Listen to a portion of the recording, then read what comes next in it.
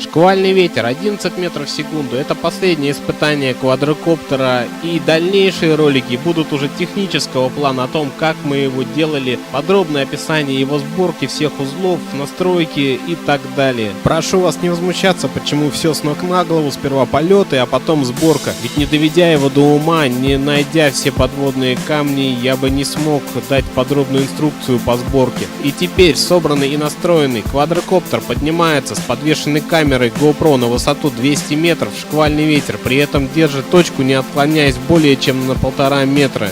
Ветер его довольно сильно ушатывает, но он продолжает подъем, удерживая точку под GPS, показывая, так сказать, красоты моего спального района.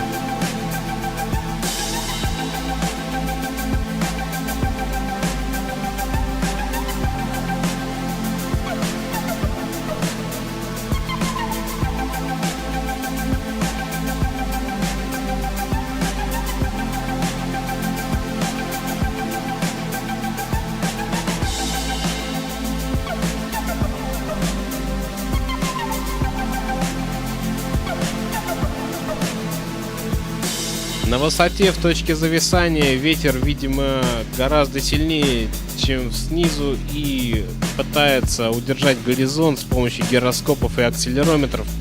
Наверняка возникли вопросы насчет тряски видео. Дело в том, что никаких стедикамов там не стоит, как можно меньше груза.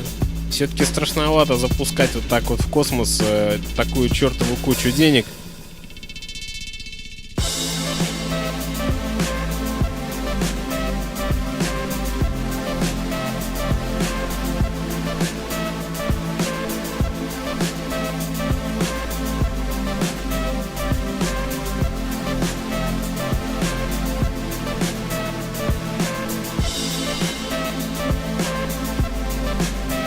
Пролетаем над мостиком между домами. Обратите внимание, с 12 по 17 этаж просто выгорели начисто.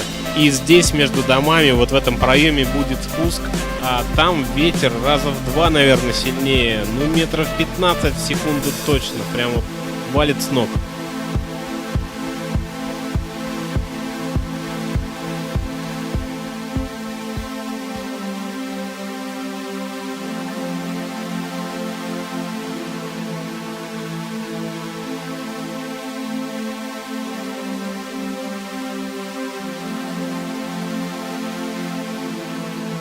Настоящий ураганище, посадка обещает быть мягкой.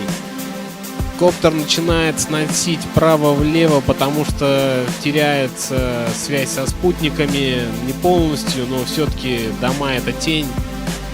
И в один из моментов вот, спутники находятся, зависание, снова потеря и подлет прям вплотную к чужому окну, буквально почти винтами задеваем, но все благополучно.